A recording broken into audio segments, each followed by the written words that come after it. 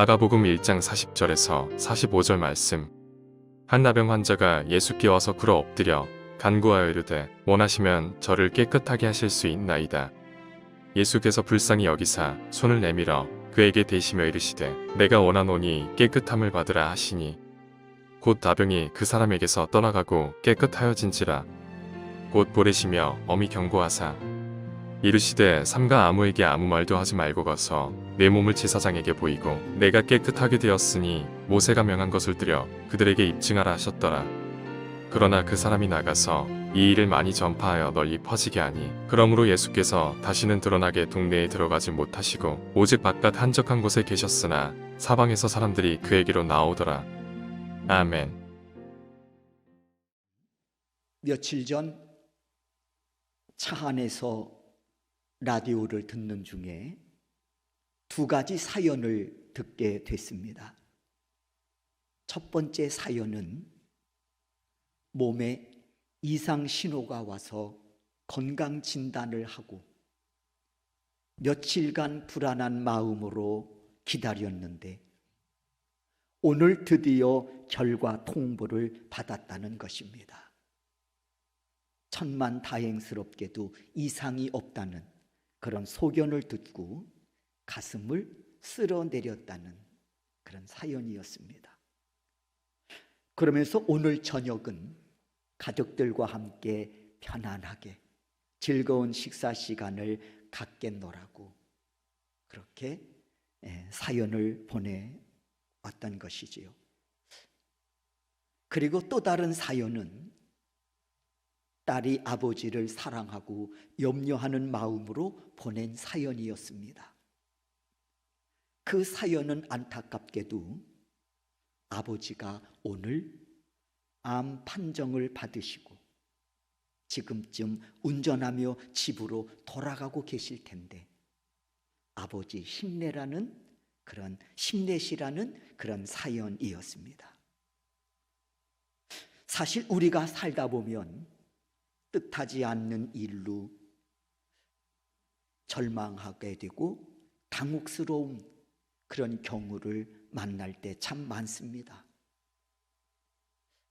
그 가운데에서도 갑작스럽게 닥친 질병은 더더욱 우리를 절망스럽게 하고 당혹스럽게 하지요. 오늘 우리가 본문에서도 한 나병 환자 예수님께 나와 꿇어 엎드려 간구합니다. 주여, 원하시면 저를 깨끗하게 하실 수 있나이다. 사실 당시의 나병은 죄와 관련되어 있다고 생각했습니다. 그래서 나병이 갖고 있는 특징을 살펴보면 죄의 특징과 연관성이 참 많습니다. 이런 의미에서 이 나병은 죄를 보여주는 시청각 교재가 아닌가 생각할 정도입니다. 저는 이를 나병이 주는 영적인 의미라고 말씀을 드리고 싶습니다. 첫 번째 나병이 주는 영적 의미는 신경세포를 파괴하여 무감각하게 만들어 아픔을 모르게 해버린다는 것입니다. 그런데 죄 또한 우리의 영적인 감각을 무감각하게 만들어 버린다고 하는 사실이지요. 나병이 우리의 몸을 무감각하게 만들어 버린다면 죄 역시 우리의 영적인 그런 감각을 무감각하게 함으로써 우리 자신이 죄악으로 병들어가는데도 무감각하게 하고 결국 멸망으로 이르게 한다는 겁니다. 두 번째, 이 나병은 사람의 몸을 일그러뜨려 버리지요. 눈썹이 빠져나가고 귀가 떨어져 나가고 코가 떨어져 나가고 손톱이 빠져나가는데 이로써 나병은 사람의 몸을 일그러뜨려 버린다는 것입니다. 그런데 죄가 그렇습니다. 죄는 여지없이 몸과 그 영혼까지 처참하게 일그러뜨려 버리는 것입니다. 삼손의 생애를 보십시오. 죄가 그 삶을, 그 영혼을 어떻게 일그러뜨렸는지 말입니다. 가룟 유다를 보십시오. 한 고귀한 인간을 얼마나 처참하게 일그러뜨리는지를 우리로 하여금 보게 하십니다. 이렇게 죄는 사람의 몸을 일그러뜨리듯이 우리의 영혼도 일그러뜨려 버린다는 것입니다. 세 번째, 나병은 몸의 모든 기능을 하나씩 망쳐 놓습니다. 나병은 몸을 병들고 썩게 함으로 그 몸의 기능들을 하나씩 다 망쳐 놓습니다. 죄가 그렇습니다. 죄는 믿음의 사람들에게 있어야 할 영적인 그러한 고귀한 기능들을 하나씩 다 망쳐 놓습니다. 기도하는 기능, 죄가 망쳐 놓습니다. 그리스도의 이름으로 용서하고 사랑하는 기능, 죄가 망쳐 놓습니다. 긍휼히 여겨 구제하는 기능, 헌신하는 기능, 말씀을 듣고 깨달음을 주시는 기능, 그리고 순종하는 기능 등 죄는 하나씩 망가뜨려 놓습니다. 마치 이슬비에 옷 젖게 하듯이 말입니다. 그래서 그 고결한 기능들을 결국 폐품 처리하게 만들어 버립니다. 얼마나 기가 막힌 노릇입니까? 하나님이 주신 영적인 그 고귀한 기능들을 죄는 망가뜨려 놓아 결국에는 폐품 처리하게 만드는 말이죠. 참으로 기가 막힐 노릇입니다. 네 번째, 이 나병에 걸리면 가족으로부터, 그리고 그가 속한 모든 공동체로부터 추방당합니다. 아무리 사랑하는 사람이라고 해도 함께 할 수 없습니다. 어둠이 빛 가운데에 있을 수 없음 같이 말입니다. 이렇듯 죄인은 의인의 회중에 들지 못하지요. 때문에 예수님 마태복음 25장 달란트 비유에서 악하고 게으른 종을 향해 말씀합니다. 바깥 어두운 데로 내쫓으라. 거기서 슬피 울며 이를 갈미 있으리라. 이는 죄인이 맞이하게 될 마지막 모습입니다. 그런데 여러분, 오늘 본문에서 이 나병 환자가 예수 앞에 나와 겸손히 무릎 꿇어 엎드립니다. 그리고 부르짖습니다. 주여, 저를 깨끗게 하옵소서. 주님은 그리 하실 수 있지 않습니까? 저를 고쳐주십시오 하고 한 나병 환자가 예수 앞에 나와 꿇어 엎드려 간구하고 있습니다. 여러분, 우리가 이 대목에서 참 놀라운 일은 이 나병 환자가 어떻게 이 귀한 믿음을 갖게 되었느냐는 것입니다. 참으로 놀라운 일이 아닐 수 없습니다. 그런데 그 답이 마태복음에 기록되어 있습니다. 마태복음 5장 1절과 2절의 말씀이에요. 예수께서 무리를 보시고 산에 올라가 앉으시니 제자들이 나온지라 입을 열어 가르쳐 이르시되. 그렇습니다.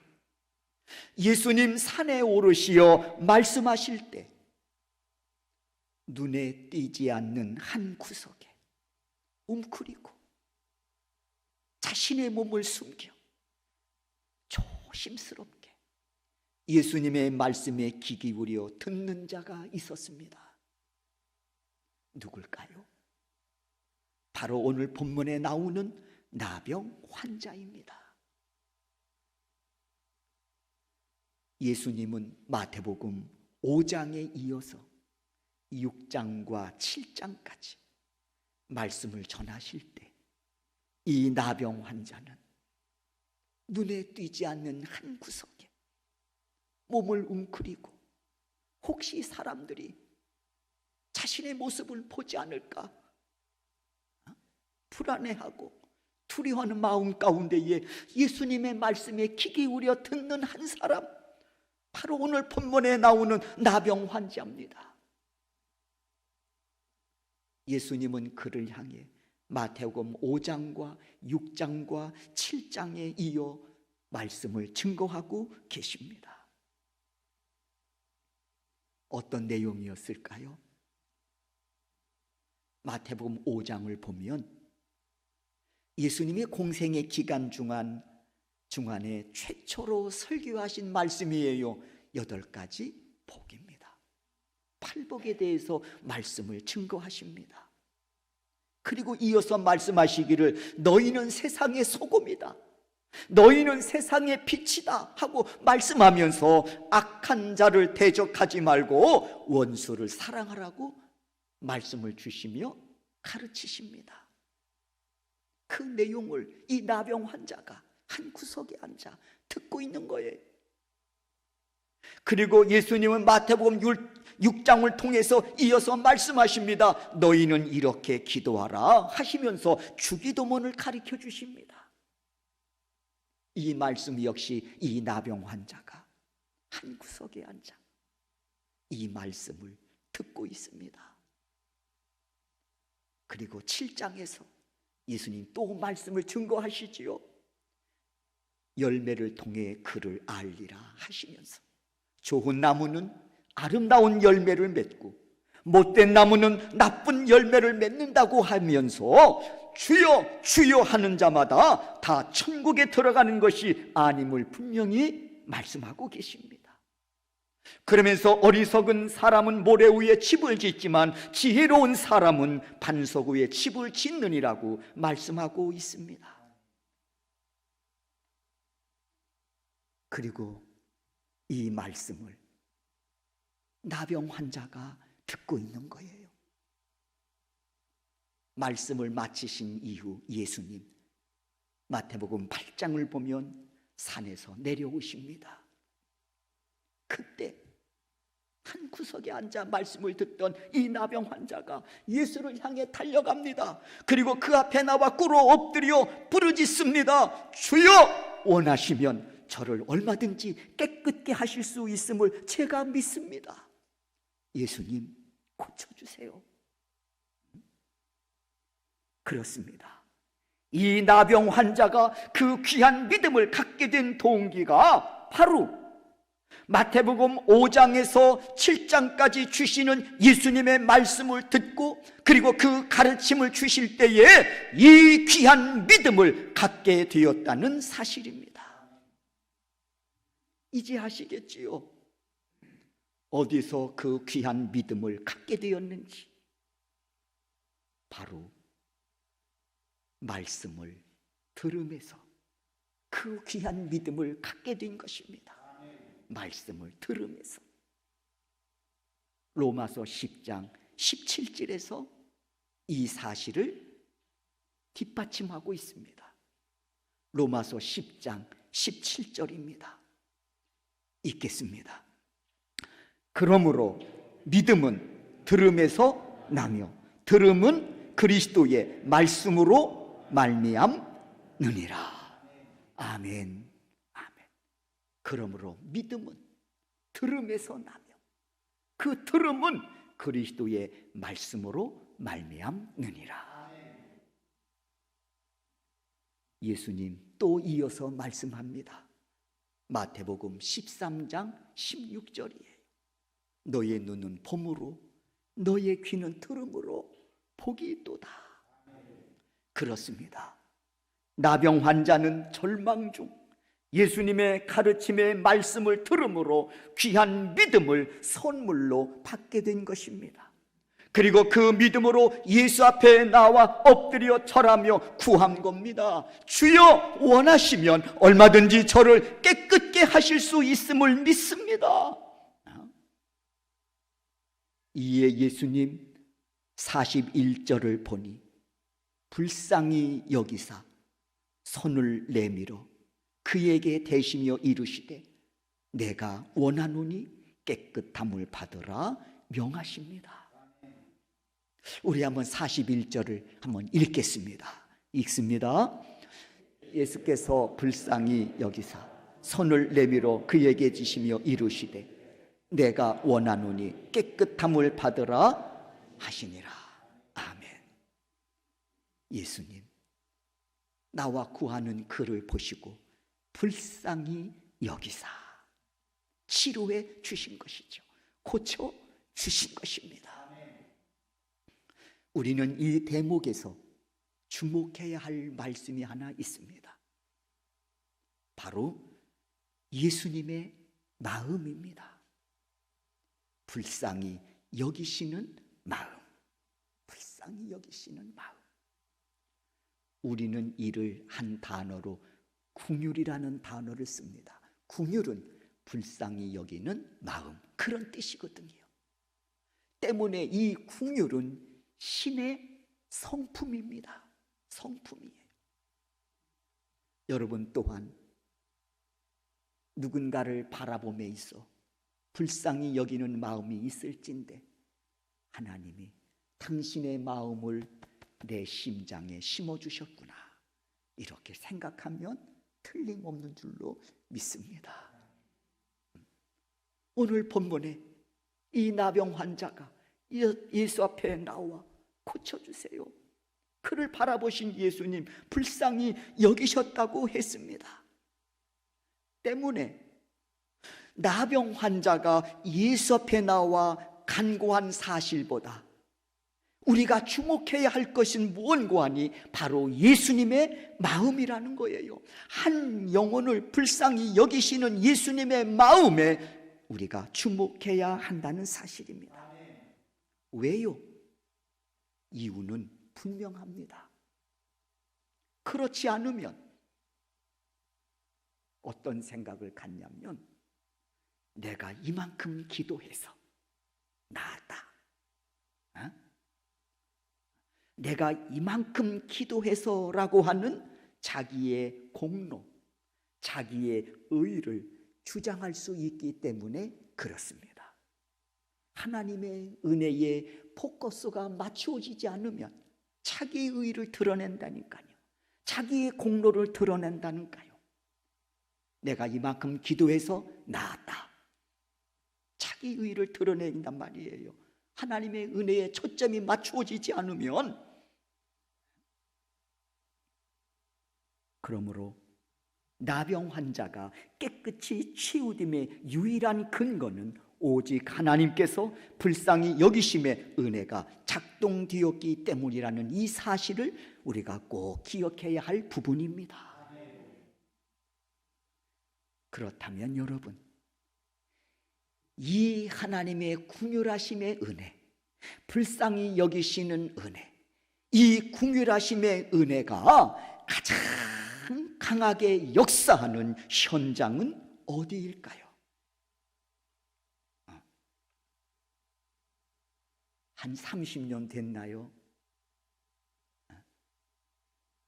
영흥도로 교육자 수련회를 간 적이 있었습니다. 30년 전에 인천에 여주에 있을 때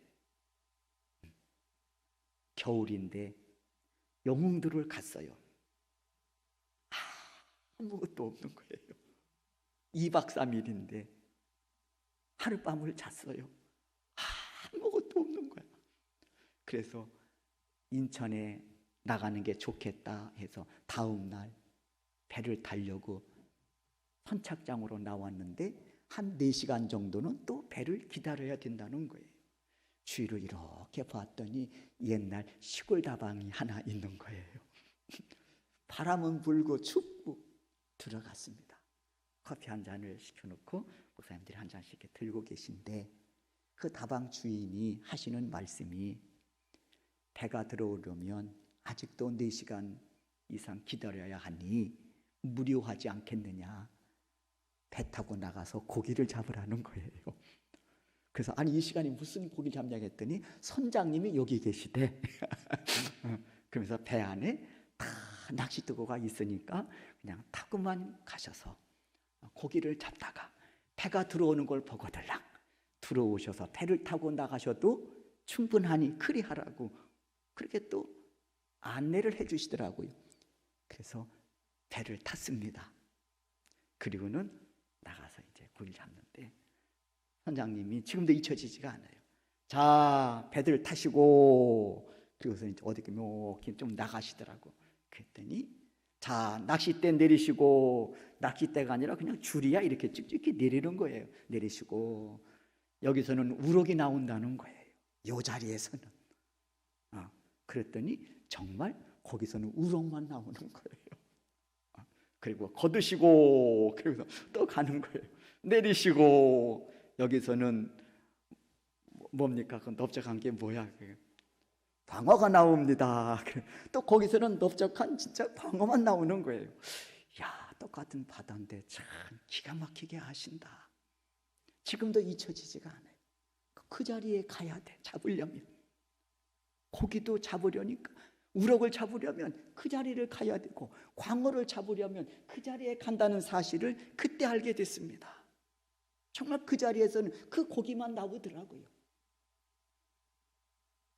오늘 본문에서도 제가 오늘 본 설교를 준비하면서도 하나님의 이 궁휼하심의 은혜, 이 궁휼하심의 은혜를 받으려면 그 은혜가 역사하는 현장으로 가야 되지 않겠는가, 그런 생각을 갖게 됐습니다. 여러분, 궁휼하심의 은혜가 선포되어지는 장소는 어딜까? 저는 이렇게 생각합니다. 말씀이 선포되고 그 말씀을 사모하여 듣는 자리가 바로 하나님의 궁휼하심의 은혜가 넘치는 장소라고 말입니다. 소망하기는 지금 여러분이 앉아 예배를 드리는 그 자리가 하나님의 궁휼하심을 입는 은혜의 자리가 되시기를 주의 이름으로 축원합니다. 오늘 나병 환자도 궁휼하심의 그 은혜를 보니까 말씀을 듣다가 귀가 열린 것입니다. 그리고 깨닫게 됐습니다. 예수님이야말로 그 누구도 고칠 수 없고 예수님이야말로 누구도 깨끗게 할 수 없는 이 나병을 고쳐주실 분이라고 하는 이 사실을 믿어 의심치 않게 됐다는 것입니다. 말씀을 통해 믿음이 내려온 것이지요. 그리고 예수님이 말씀을 마치고 산에서 내려오시자 이 나병 환자 그 믿음을 가지고 예수 앞에 뛰어나가 그 앞에 꿇어 엎드려 절하면서 주여 원하시면 저를 깨끗하게 고쳐주실 줄로 믿습니다라고 고백하게 된 것입니다. 이에 예수님 말씀하십니다. 나도 원하노니 깨끗함을 받으라 하시면서 그를 고쳐주신 것입니다. 여러분, 이 나병 환자가 어떻게 그 귀한 믿음을 소유하게 되었는지 여러분 이제 아시겠지요. 깨끗하게 고쳐주신 이후에 예수님께서 그에게 이제 말씀하십니다. 뭐라고 말씀하시는가? 44절입니다. 우리 44절을 함께 한번 읽겠습니다. 내 몸을 제사장에게 보이고 네가 깨끗하게 되었으니 모세가 명한 것을 드려 그들에게 입증하라 하셨더라. 아멘. 아멘. 우리 44절을 한번 화면을 보시고 다 같이 한번 읽겠습니다. 읽습니다. 이르시되 삼가 아무에게 아무 말도 하지 말고 가서 내 몸을 제사장에게 보이고 내가 깨끗하게 되었으니 모세가 명한 것을 드려 그들에게 입증하라 하셨더라. 네가 깨끗함 입은 것을 입증하라는 거예요. 어떻게 입증할까요? 레위기 14장에 상세하게 기록되어져 있습니다. 어떻게 입증해야 할 것인지를. 이를 간단하게 설명하면 이렇습니다. 새 2마리를 준비합니다. 새 2마리를. 그리고 한 마리는 질그릇에 넣어가지고 흐르는 물가에 가서 잡습니다. 그리고 그 피를 깨끗함을 받은 자에게 7번을 뿌리면서 이르기를 당신은 이제 정하게 되었습니다.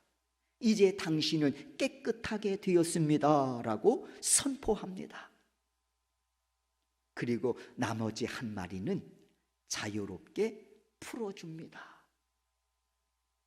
여기서 피 흘리고 죽임을 당한 새는 바로 십자가에 달려 돌아가셔서 우리의 모든 죄를 사하실 예수 그리스도를 상징하고 있는 것입니다. 그리고 자유롭게 풀어 공중으로 날아가는 그 한 마리의 새는 나병 같은 죄에서 사함받고 자유함을 얻는 우리의 자신을 말하고 있는 것입니다. 이사야 53장 5절 말씀을 함께 읽겠습니다. 읽습니다. 그가 찔림은 우리의 허물 때문이요 그가 상함은 우리의 죄악 때문이라. 그가 징계를 받음으로 우리는 평화를 누리고 그가 채찍에 맞음으로 우리는 나음을 받았도다. 아멘. 이는 예수님의 은혜입니다. 말씀이 육신이 되어 우리 가운데 거하신 예수님, 그 예수님께서 우리에게 귀한 믿음을 주셔서 예수 그리스도를 구세주로 영접하게 하시고 하나님의 자녀되게 하심으로 하늘나라의 후사로 우리를 세워주셨습니다. 여러분, 결코 이 은혜를 헛되이 받지 않기를 주의 이름으로 축원합니다. 믿음의 선진들은 이 믿음을 지키기 위해, 이 은혜를 지키기 위해, 이 말씀을 지키기 위해 자신들의 목을 내놓았다고 했습니다. 이 은혜가 얼마나 귀한지, 이 말씀이 얼마나 귀한지 믿음의 선진들은 자신의 목을 내놓고 이 은혜와 말씀을 지켰다고 했습니다. 요한계시록 20장 4절을 보면 요한이 환상 중에 하나님의 보좌를 바라보게 됩니다. 거기엔 순교자들이 있었습니다. 그 순교자들 가운데에 어떤 자들이 있었는가 하니 하나님의 말씀을 지키기 위해 자신의 목을 내어놓은 사람들이었습니다. 다시 말하면 말씀을 지키기 위해 자신들의 목숨을 내놓은 자들이라고 하는 것이지요. 때문에 신앙생활은 말씀을 지키는 삶이다. 이렇게 말해도 조금도 부족함이 없는 줄로 믿습니다. 신앙생활은 은혜를 지키는 삶이고 신앙생활은 말씀을 지키는 삶인 줄로 믿습니다. 여러분, 이 은혜 잊지 않기를, 잃어버리지 않기를 바랍니다. 이 말씀을 잃어버리지 않기를 바랍니다. 치유 승리를 얻는 그 순간까지 이 은혜를 지키고 이 말씀을 지키며 달려가는 여러분 되시기를 주의 이름으로 축원합니다. 요한복음 3장 16절의 말씀을 우리가 함께 읽으면서 오늘 설교를 마치려고 합니다. 요한복음 3장 16절입니다. 읽습니다. 하나님이 세상을 이처럼 사랑하사 독생자를 주셨으니 이는 그를 믿는 자마다 멸망치 않고 영생을 얻게 하려 하심이라. 아멘. 기도하겠습니다.